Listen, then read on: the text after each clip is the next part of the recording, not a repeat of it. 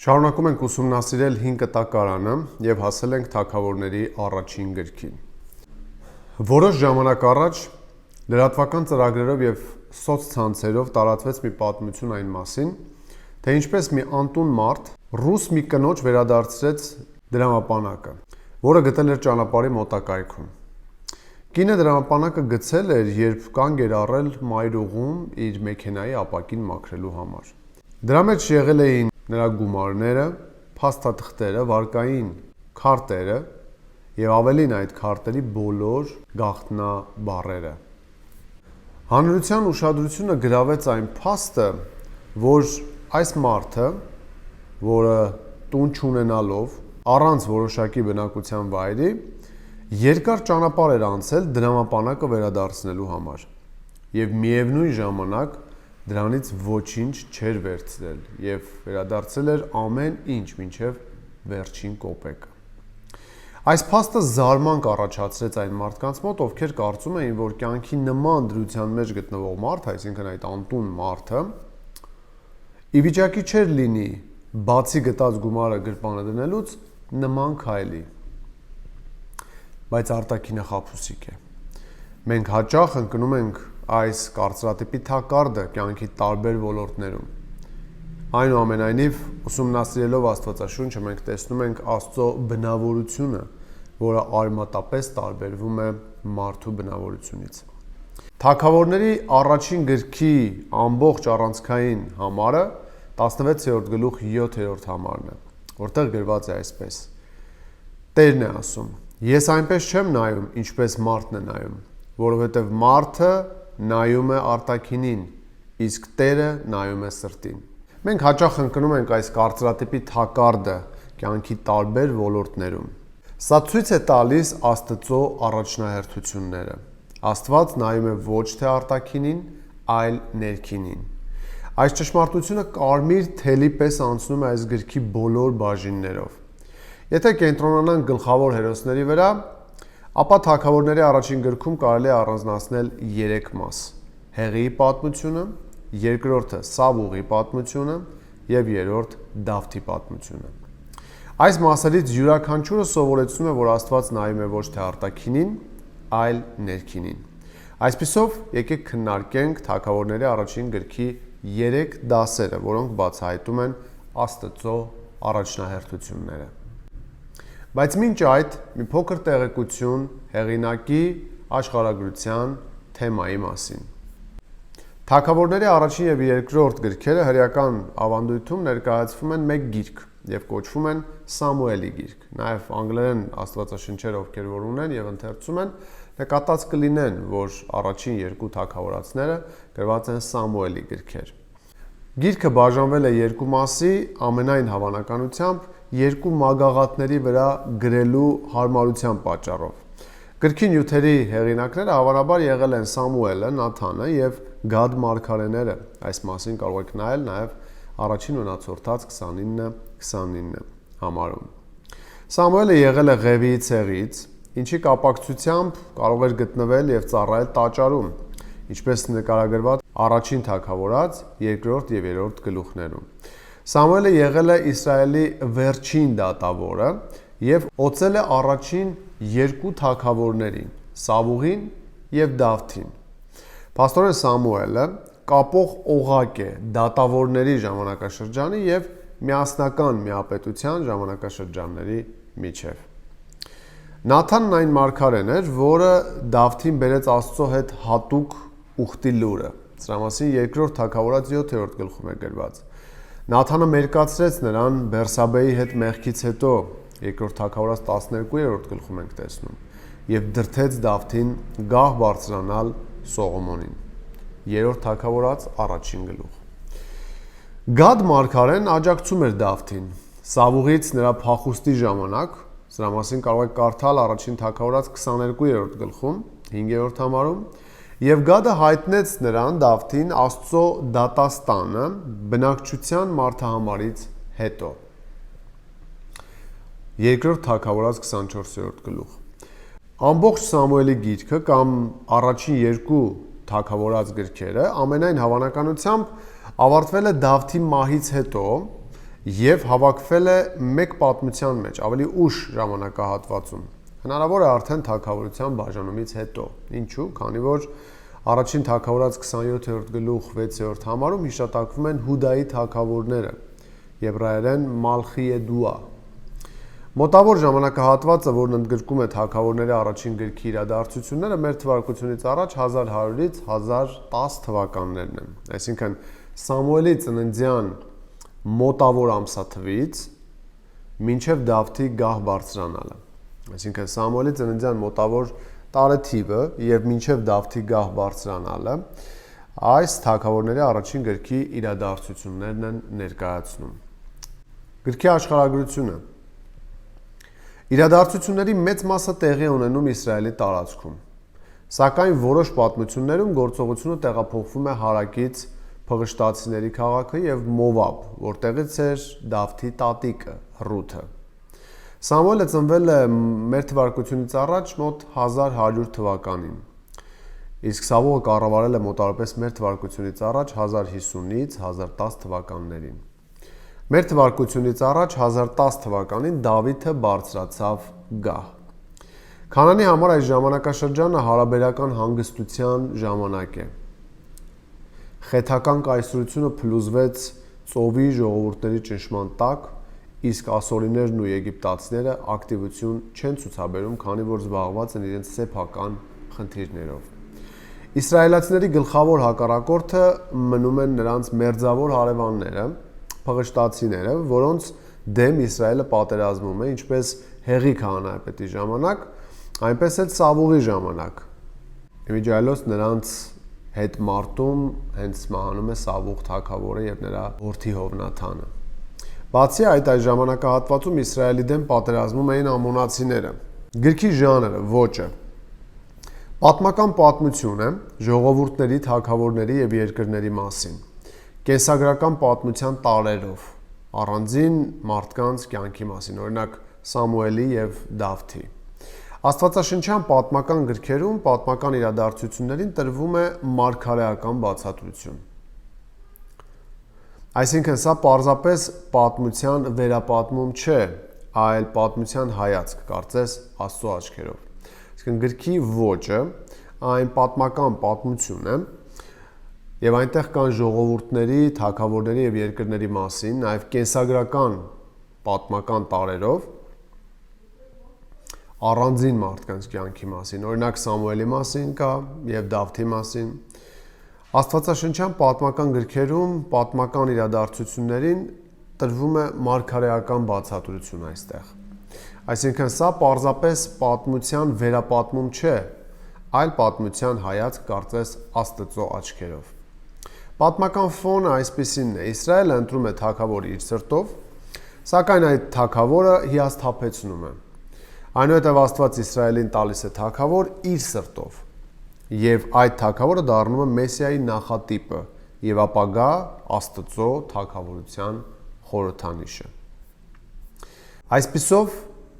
թագավորների առաջին գիրքը ցույց է տալիս Աստծո առաջնահերթությունները։ Աստված նայում է ոչ թե արտաքինին, այլ ներքինին։ Եվ այս ճշմարտությունը, ինչպես ասացինք, կարմիր թելի պես անցնում է այս գրքի բոլոր բաժիններով։ Այսպիսով եկեք քննարկենք թագավորների առաջին գրքի 3 դասերը,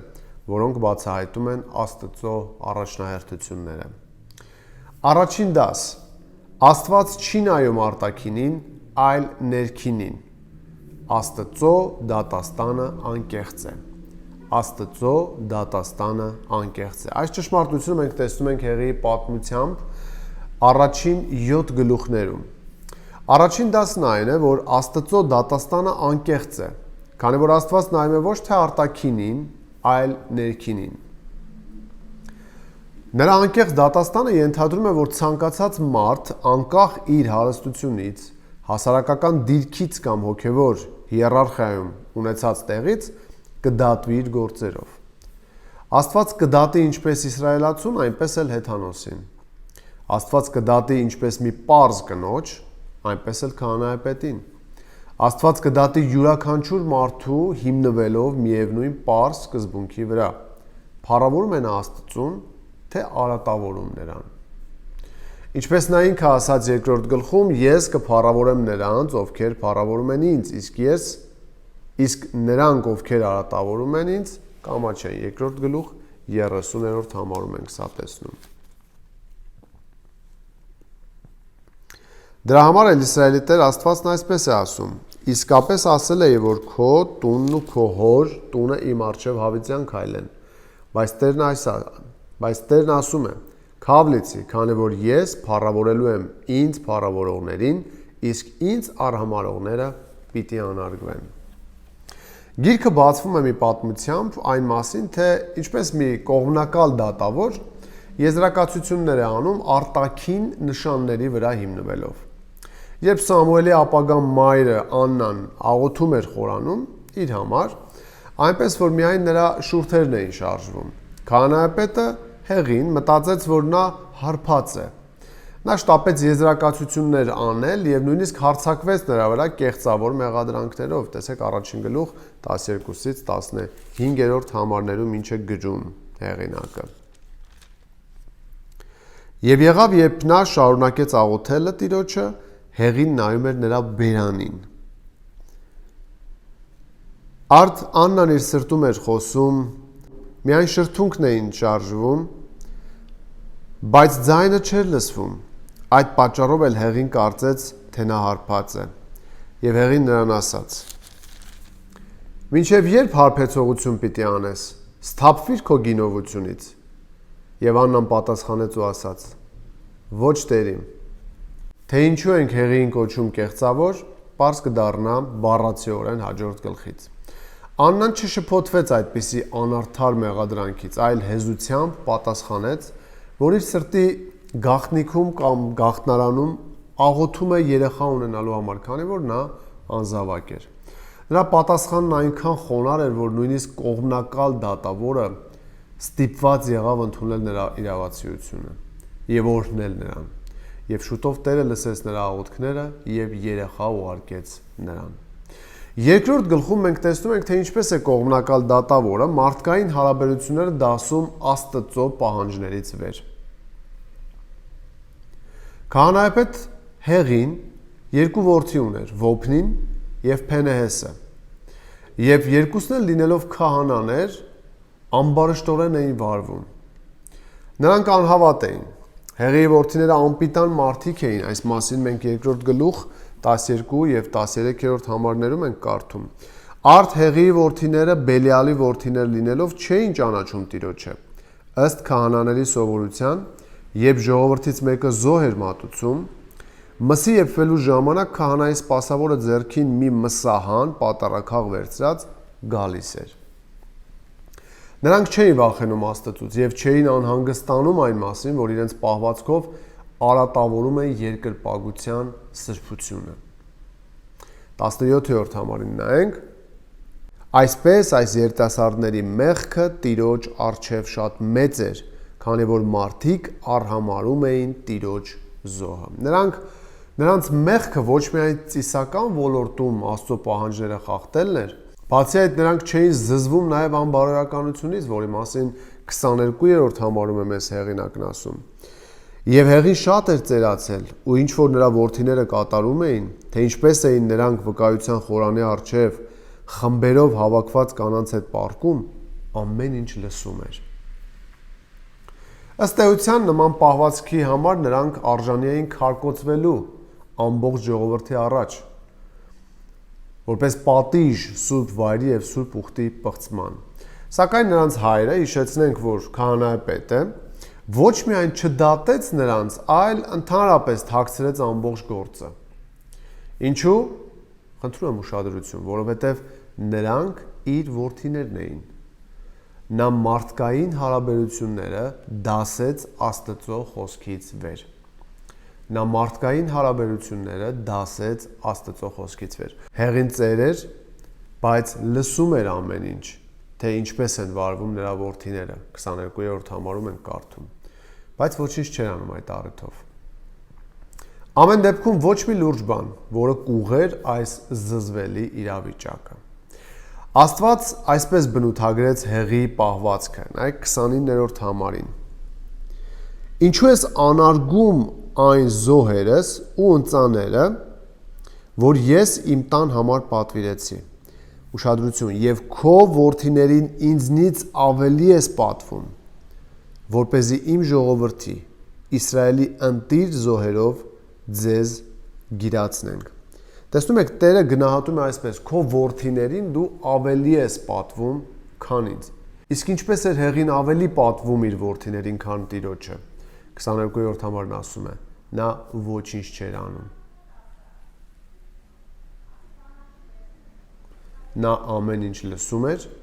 բայց գործնական քայլեր չէր ձեռնարկում այն կանխելու կամ դատապարտելու համար։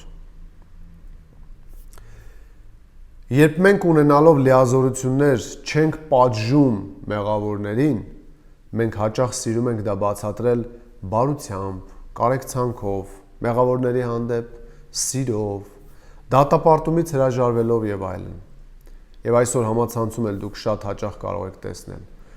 Օրինակ, երբ Աստծո զավակները, առավել ևս Աստծո հոտի խնամակալները, ովքեր պատասխանատու են հոտի համար, սովորեցնելու Քրիստոսի ուսմունքը, վարդապետությունը, երբ խոսում են սխալի մասին, մեղքի մասին, կամ անվանական որևէ մեկի մասին, ինչը նույնը Պողոսն էր անում, Հիմենոսի, Փիգեղոսի մասին խոսելիս, անվանական ցույց տալով նրանց կեղծ ուսմունքը կամ վարդապետությունը կամ շեղումը, մարդիկ այսօր դա մեկնաբանում են հետևյալ չարաշահված եւ չընկալված համարով՝ մի դատիր, որ չդատվես։ Այսինքն նրանք ունեն լիազորություն իրականում պատժելու, հանդիմանելու մեղքը, բայց սիրում են դա բացատրել բարության կամ կոծկել բարության, կարեկցանքի, մեղավորների հանդեպ սիրո կամ դատապարտումից հրաժարվելու անվան տակ։ Աչքը փակելով կատարվողի վրա Հեղին բարություն չէր ցուցաբերում, այլ մարդկանց դասում էր Աստծուց վեր, մարդկային հարաբերությունները Տիրոջ հետ ունեցած հարաբերություններից վեր, իր հեղինակությունը Աստծո հեղինակությունից վեր։ Իրականում սա շատ ցավալի, զգայուն եւ պատասխանատու հարց է։ Քանի որ այն մարդը, ով պետք է լիներ Աստծո ձայնը ժողովրդի մեջ, քահանայապետը անարժան գտնվեց։ Աստված ծառայության է կանչում մեկ այլ մարդու պատանի Սամուելին։ Սամուելի միջոցով Աստված հայտարարում է իր դատաստանը։ 3-րդ գլուխ 12-ից 14-րդ համարներում ենք կարդում։ Այդ օրը Հեղի վրա պիտի կատարեմ այն ամենը, ինչ որ նրա տան մասին ասել եմ, Տերն է ասում Սամուելին։ Պիտի սկսեմ ու վերջացնեմ, քանի որ ես իրեն հայտնել եմ, թե նրա տունը դատելու եմ Հավիտյան, այն անօրենության համար, որ ինքը գիտե, քանի որ նրա որդիներն իրենց վրա անեծք բերեցին, իսկ ինքը, ուշադրություն, չհանդիմանեց նրանց։ Այս պատճառով, պատճառը չհանդիմանելն է Հեղի։ Այս պատճառով Հեղի տան անօրենությանը զոհերով ու ընծաներով Հավիտյան քավություն չի լինելու։ Եվ Սամուելը մինչև առավոտ պառկեց։ Առավոտյան բացեց Տիրոջ տան դռները, Սամուելը վախեցավ այդ տեսիլքի մասին Հեղիին պատմելու։ 4-րդ գլխում մենք կարդում ենք այն մասին, թե ինչպես է Աստված անաչառ դատում կողմնակալ դատավորին, թե ինչպես է Աստված անաչառ դատում կողմնակալ դատավորին։ Այս ժամանակ իսրայելացիները պատերազմում էին փղշտացիների հետ Ափեկ ռազմավարական կարևոր քաղաքի համար, որը նրանց ելք էր տալիս դեպի միջերկրական ծով։ Քանի որ այս ճակատամարտում հաղթանակից շատ բան էր կախված, նրանք ուխտի տապանակը բերեցին մարտի դաշտ, կարծես որպես օգնող միջոց։ Սակայն անսպասելին պատահեց։ Ինչ եղավ։ Իսրայելացիները պարտվեցին ճակատամարտում։ Տապանակը գրավվեց թշնամիների կողմից, իսկ քահանայապետի երկու որդիները, որոնք գտնվում էին տապանակի մոտ, սպանվեցին։ 4-րդ գլուխ 17-րդ համարն է մեզ այս մասին ասում։ Եվ լրաբերը պատասխանեց ասելով. Իսրայելը փախավ փղշտացիների առջևից ու ժողովրդի մեջ մեծ կոտորած եղավ։ Եվ քո որդիները Ոփնին ու Փենեհեսը սպանվեցին, իսկ Աստծո տապանակը գրավվեց։ Երբ Հեղին լսեց այդ մասին, տեսեք թե ինչ եղավ նրա հետ, 4:21-22։ Եվ եղավ, երբ նա հիշեց Աստծո տապանակը, Հեղին աթոռի վրայից մեջքնի վայր ընկավ դռան մոտ, վզի ոսկորը կոտրվեց ու մեռավ, քանի որ ծեր ու ծանրացած էր։ Աստծո փառքը ժամանակավորապես լքեց Իսրայելը եւ այս մասին 21-22-րդ համարներում ենք կարդում։ Եվ մանկանը Իքաբոդ կոչեց, ասելով. «Փառքը հեռացավ Իսրայելից, քանի որ Աստծո տապանակը գրավված էր, եւ նրա սկեսրայրն ու ամուսինը մահացած։ Եվ ասաց. Փառքը հեռացավ Իսրայելից, քանի որ Աստծո տապանակը վերցվեց»։ 5-րդ գլխում անաչառ Աստված դատում է փղշտացիներին իրենց աստվածների հետ միասին։ Պարզվում է, որ նա անաչառ դատում է ոչ միայն իսրայելացիներին, այլ նաև հեթանոսներին։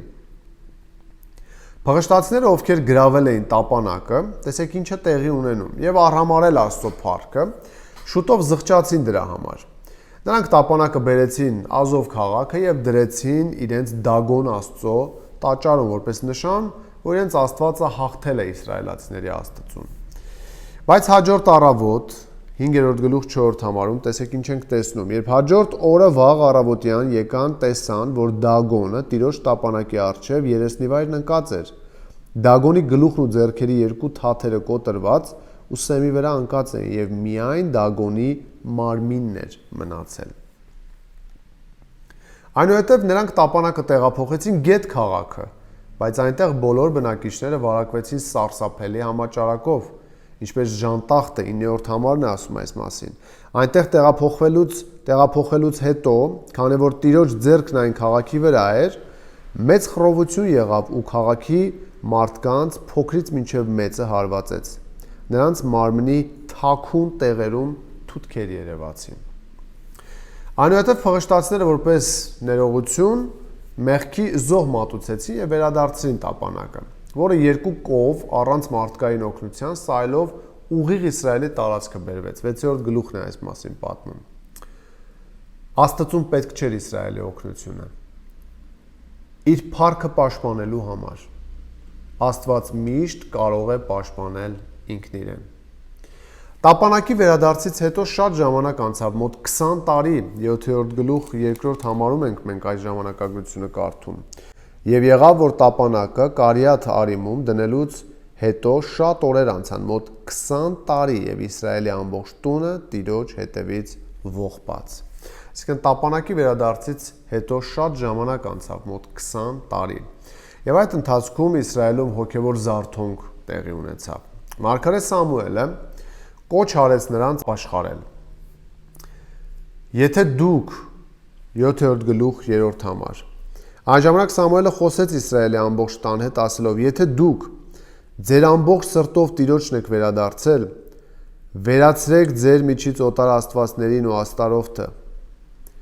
Ձեր սրտերը պատրաստեցեք Տիրոջ համար, միայն նրան ծառայեցեք, ու նա ձեզ պիտի ազատի փղշտացիների ձեռքից։ Երբ փղշտացիները հերթական անգամ հարձակվեցին Իսրայելի վրա, հրեա ժողովուրդը անկեղծ սրտով աղերսեց Աստծո օգնությունը, եւ Աստված հրաշքով ազատեց նրանց։ 7-րդ գլխում ենք կարդում։ Դա վառ հակադրություն էր փղշտացիների նախորդ պատերազմի հետ, որի ժամանակ իսրայելացիները ոչ միայն պարտվեցին ճակատամարտում, այլև կորցրեցին Աստծո ուխտի տապանակը։ Ամբողջ խնդիրը նրանց հավատարմությունն էր Տիրոջը, քանի որ Աստված անաչառ է։ Մի քանի դասեր կիրառում այստեղից։ Մենք պետք է հիշենք, որ մենք ապրում ենք նրա առաջ, ում դատաստանը միշտ արդար է եւ իրավացի։ Մարդկային վաստակը, կարգավիճակը եւ ճանաչումը հասարակության մեջ, փողի քանակը, կրթությունը, այս ամենը չի կարող ազդել աստվածային դատաստանի վրա։ Ինչպես կասեր Նարեկացին Մատյան ողբերգությունում, Աստված անկաշառ է։ Մենք պետք է նմանակենք Աստծուն եւ անաչառ վերաբերվենք այլ մարդկանց, հիշելով, որ Աստված դատապարտում է կողմնակալությունը եւ ինչպես Հակոբոսը կասեր, եթե աչառություն եք անում, մեղք եք գործում։ Երկրորդ դասը, որ մենք տեսնում ենք Թագավորների առաջին գրքում, հետեւյալն է. Աստված չի նայում արտաքինին, այլ ներսին, նա փնտրում է հնազանդություն։ Նա փնտրում է հնազանդություն։ Եվ այս ճշմարտությունը տեսնում ենք Սավուղի պատմությամբ 8-րդ գլխից մինչև 15-րդ գլուխները։ Գրքի երկրորդ դասը, որը բացահայտում է Աստծո առաջնահերթությունները, հետևյալն է. Տերը մարդկանցից ակնկալում է ոչ թե պարզապես ինչ-որ ծեսեր կատարել, այլ նրա խոսքին սրտանց հնազանդվել։ Արդյոք իսրայելացիները հնազանդ կլինեն Տիրոջը, թե ոչ։ 8-րդ գլխում հրեա ժողովուրդը իրեն թագավոր է պահանջում։ Այս պահանջը Աստծուն վշտացրեց եւ վշտացրեց ոչ թե այն պատճառով, որ Աստված դեմ է միապետական կառուցվածքին, այլ ուրիշ պատճառով։ Քանի որ միապետական կառուցվածքի վերաբերյալ մենք ունենք Աստվածաշնչում 5 տակարանում նույնիսկ հիշատակումներ, օրինակ Ծննդոց 49-րդ գլուխ 10-րդ համարը Իշխանության գավազանը չի հեռանալու Հուդայից, ոչ էլ օրենսդիրը նրա ոտքերի մեջտեղից, մինչև որ Սելովը գա,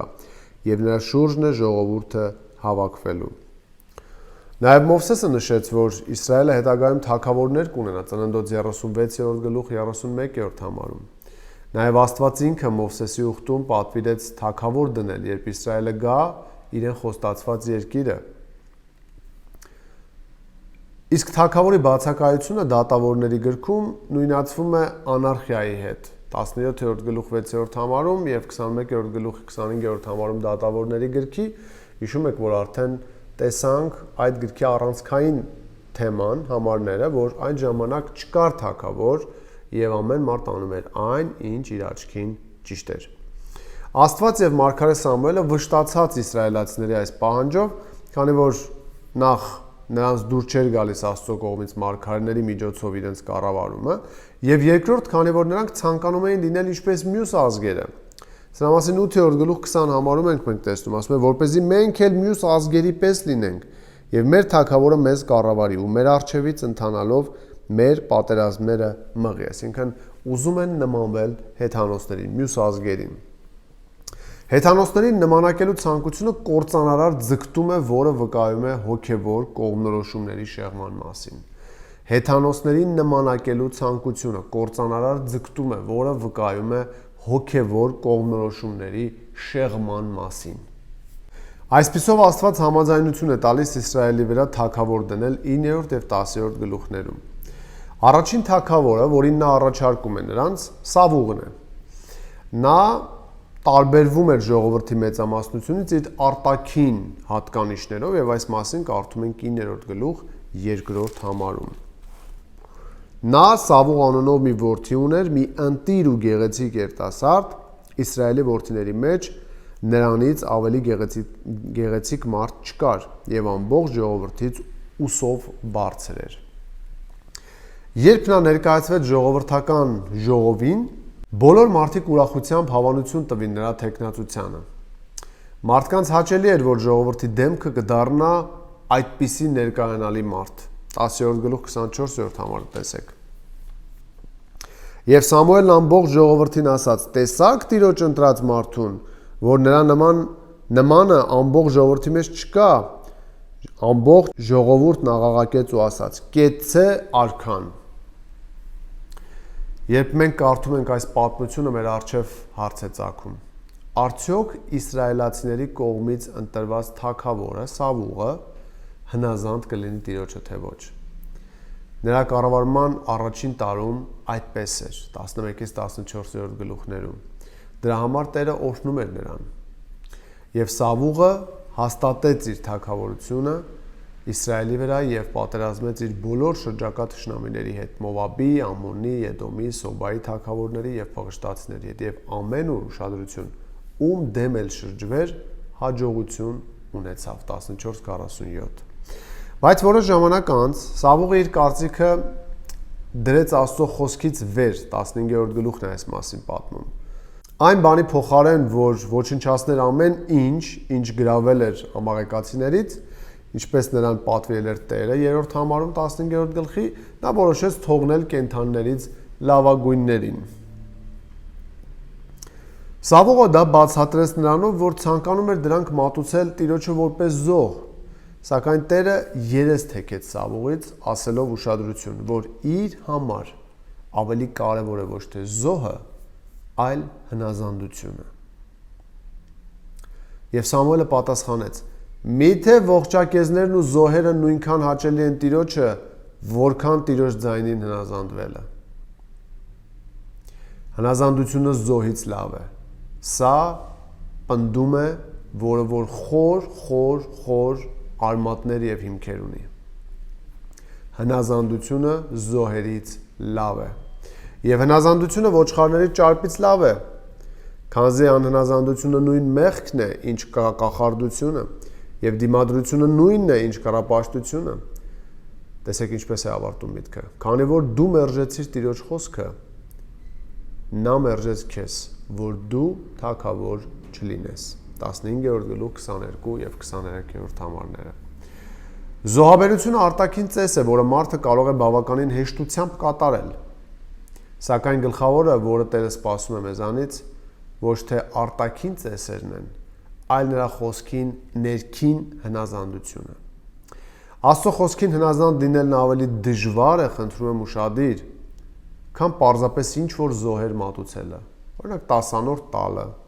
երգչախմբում երգելը կամ եկեղեցի գնալը, բայց Աստծուն հնազանդվելն ավելի կարևոր է, քան զոհաբերությունը։ Այսպես Իսրայելի կողմից ընտրված թագավորը անհավատարիմ գտնվեց Տիրոջը։ Արտաքին չափանիշներով ընտրությունը ոչ թե Աստծո, այլ մարդկային ընտրություն է, եւ այն հաճախ սխալ է լինում։ Այսպես է նաև մեր օրերում եկեղեցական ղեկավարների կամ հոգևոր առաջնորդների ընտրությունը արտաքին գործոններով, արտաքին տեսքով, ներկայանալիությամբ, հաղորդակցվելու ունակությամբ, հռետորական ունակություններով եւ այլն, հաճախ տխուր հետևանքների է հանգեցնում։ Կիրառում. մեր զոհերը հաճելի են Աստծուն միայն այն ժամանակ, երբ դրանք ուղեկցվում են նրա խոսքի առաջ խոնարհված սրտով։ Մեր զոհերը Աստծուն հաճելի են միայն այն ժամանակ, երբ դրանք այդ զոհերը ուղեկցվում են Տիրոջ խոսքի առաջ խոնարհված սրտով։ Եթե մարդը ակտիվորեն զբաղվում է եկեղեցական գործունեությամբ, բայց նրա սիրտը անհնազանդ է Տիրոջը, ապա նման զոհը տհաճ է Աստծուն։ Աստված նայում է ոչ թե արտաքինին, հիշեք, այլ սրտին, այլ ներքինին։ Վերջին երրորդ դասը, որ մենք տեսնում ենք Թագավորների առաջին գրքում, հետևյալն է. Աստված նայում է ոչ թե արտաքինին, այլ ներքինին, նա օրհնում է արդարին։ Նա օրհնում է արդարին։ Եվ այս մասին մենք տեսնում ենք 16-ից 31-րդ գլուխներում Դավթի պատմության մեջ։ Երրորդ դասը, որը բացահայտում է Աստծո առաջնահերթությունները, Աստված օրհնում է նրանց, ովքեր ամբողջ սրտով նվիրված են նրան։ Աստված օրհնում է նրանց, ովքեր ամբողջ սրտով նվիրված են նրան։ Տարիների ընթացքում Իսրայելում կարծես թե երկու թագավոր կար։ Նրանցից մեկը ժողովրդի կողմից ընտրված էր, բայց Աստծո կողմից մերժված։ Սավուղը, ով շարունակում էր կառավարել երկիրը փաստացիորեն, իսկ մյուս թագավորը օծված Դավիթը, ում վրա մնում էր Աստծո հոգին, որը հեռացել էր Սավուղից։ Սավուղն ավելի շատ մտահոգված էր հասարակական կարծիքով, իսկ Դավիթն ամբողջ սրտով հոգ էր տանում այն մասին, թե ինչ է Աստծո կարծիքը իր մասին։ Եվ Սավուղի այս հասարակական կարծիքով հետաքրքրված լինելը 15-րդ գլուխ 30-րդ համարում մենք տեսնում։ Եվ Սավուղն ասաց. ես մեղք եմ գործել, բայց հիմա խնդրում եմ ժողովրդի ավագների ու Իսրայելի առջև պատվիր ինձ եւ ինձ հետ վերադարձիր, որպեսզի քո Տեր Աստծուն երկրպագեմ։ Պատվիր ինձ, դա նշանակում է այնպես արա, որ ժողովրդի առջև ես շնորհ գտնեմ, ժողովրդի կարծիքը իմ մասին վերականգնվի կամ լինի լավ դրականը։ Իսկ Դավիթն ամբողջ սրտով հոգ էր տանում այն մասին, թե ինչ է Աստծո կարծիքը իր մասին։ Աստված տեսնելով նրանցից մեկի եւ մյուսի սրտերը, օրհնում է Դավթին եւ խլում օրհնությունը Սավուղից։ Մեր ծանոթությունը Դավթի հետ սկսվում է նրանից, թե ինչպես է Աստված մարգարե Սամուելին ուղարկում Բեթլեհեմ։ Այս քաղաքում ժամանակին ապրել են Բոոսը եւ Հռութը, իսկ այժմ ապրում է այս հայտնի զույգի թոռը Հեսեն։ Աստված զգուշացրել էր Սամուելին, որ իր համար թագավոր ընտրի Հեսեի որդիներից մեկին։ Սամուելը սկզբում առաջնորդվում է նույն չափանիշներով, ինչ իսրայելացիները Սավուղին ընտրելիս, այսինքն արտաքին տեսք, կեցվածք, հասակ, այսինքն թե ինչպես է մարդը թագավորական պաշտոնում երևալու։ Դրա հետ կապված նա մտածում էր, որ Հեսեի ավագ որդին հիանալի կհամապատասխանի թագավորի դերին։ Սակայն Աստված մարգարեին ցույց է տալիս, որ իրեն բոլորովին այլ չափանիշներ են հետաքրքրում։ Նայեք 16-րդ գլուխ 7-րդ համարին։ Տերը սակայն Սամուելին ասաց. նրա տեսքին ու հասակի բարձրությանը մի նայիր, քանի որ ես նրան մերժել եմ, որովհետև Աստված մարդու նման չի նայում, քանի որ մարդն աչքին երևացածին է նայում, իսկ Տերը սրտին։ Աստված գնահատում էր մարդկանց սրտերը եւ այս չափանիշներով ընտրեց նրան, ով մարդկային տեսանկյունից ամենակիչն էր համապատասխանում Աստծո ժողովրդի կառավարչի դերին, այսինքն Դավիթը, Հեսեի կրտսեր որդին։ Դավիթը խիզախ էր, բայց ոչ ագրեսիվ։ Նա խելամիտ էր խոսքերում, այսինքն գիտեր թե ինչ ասել եւ երբ լռել, 18-րդ համարն է ասում մեզ այդ մասին։ Նրա ամենակարևոր հատկությունն այն էր, որ նրա սիրտը լիովին նվիրված էր Տիրոջը։ Սա Թագավորների 3-րդ գլխում կարող եք տեսնել 11:4։ Ուստի Դավիթը կոչվում է Աստծո սրտով մարդ կամ Աստծո սրտի համեմատ մարդ, 13-րդ գլուխ 14-րդ համարը։ Եվ այս մասին նաև Գործք առաքելոց 13-րդ գլուխ 22-րդ համարում ենք տեսնում, երբ Պետրոսը քարոզում է հրեաներին ցույց տալով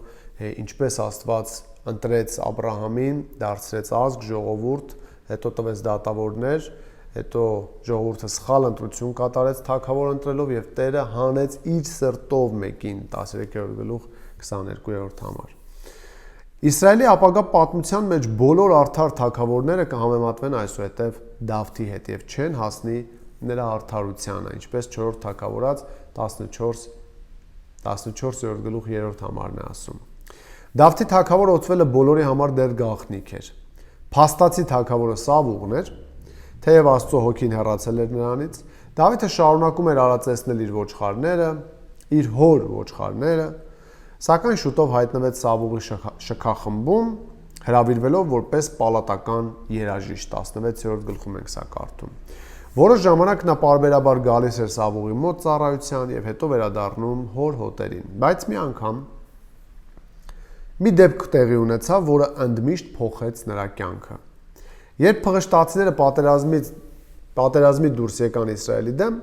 ոչ ոք չէր համարձակվում դուրս գալ նրանց միամարտիկ Գողիաթի դեմ։ Ոչ ոք բացի երիտասարդ Դավթից։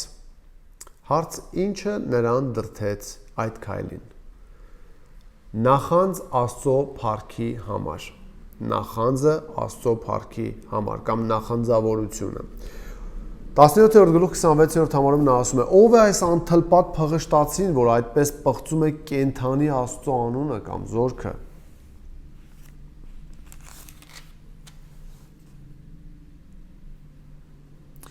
Ով է այս անթլպատ փղշտացին, որ նախատում է կենթանի Աստծո զորքերին։ Ոչ միայն Դավթին արագ հաղթանակ տրվեց Գողիաթի նկատմամբ, այլև նա փառավորվեց իսրայելացիների աչքի առջև, այնպես որ ժողովուրդը դրանից հետո սկսեց բացականչել 18-րդ գլուխ 7-րդ համարը։ Պար բռնող կանայք երգում էին ու ասում. Սավուղն իր հազարավորներին կոտորեց, իսկ Դավիթը բյուրավորներին։ Այսպիսով Աստված փառավորում է նրան, ով Աստծո փառքը դնում է գլխավոր տեղում։